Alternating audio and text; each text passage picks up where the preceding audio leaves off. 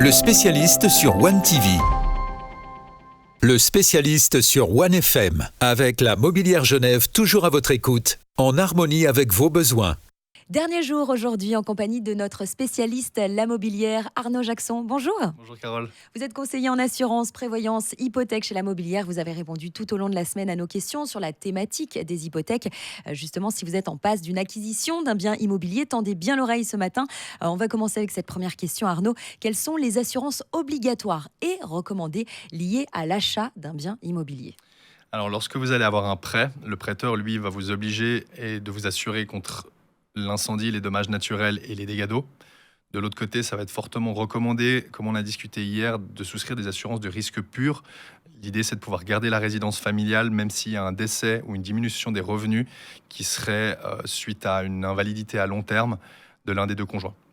D'une autre chose, pour les propriétaires qui auraient des locataires dans leur appartement, il est important d'avoir la responsabilité civile immobilière, si demain il y a le faux plafond qui tombe sur la tête d'un de vos locataires.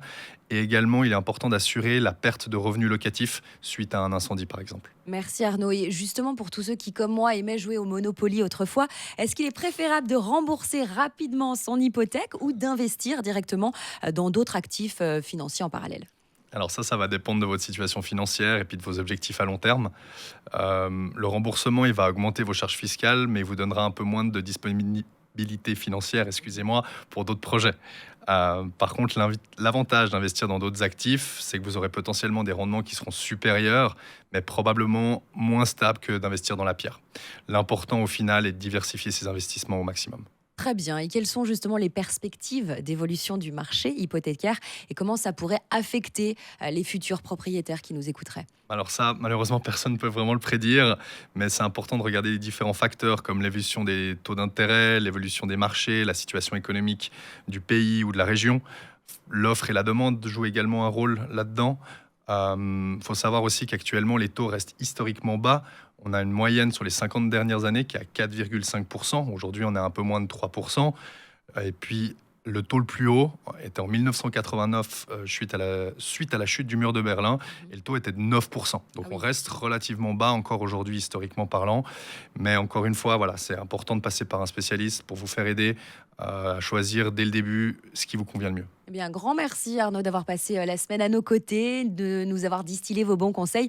Pour les auditeurs justement qui voudraient en savoir plus, on se retrouve dans vos différentes agences ? C'est ça, effectivement. On a plusieurs agences à Genève. Il y a Tonnet, Aunay, Versoix, Carouge, La Cité et puis l'agence générale qui est au Port-Franc. Voilà, n'hésitez pas donc pour l'achat d'un bien immobilier, pensez aussi à la mobilière. Retrouvez tous ces précieux conseils, ceux d'Arnaud Jackson, le spécialiste de la semaine, en podcast sur onefm.ch ou directement en images sur One TV. Au revoir Arnaud. Merci Carole. C'était le spécialiste sur One TV.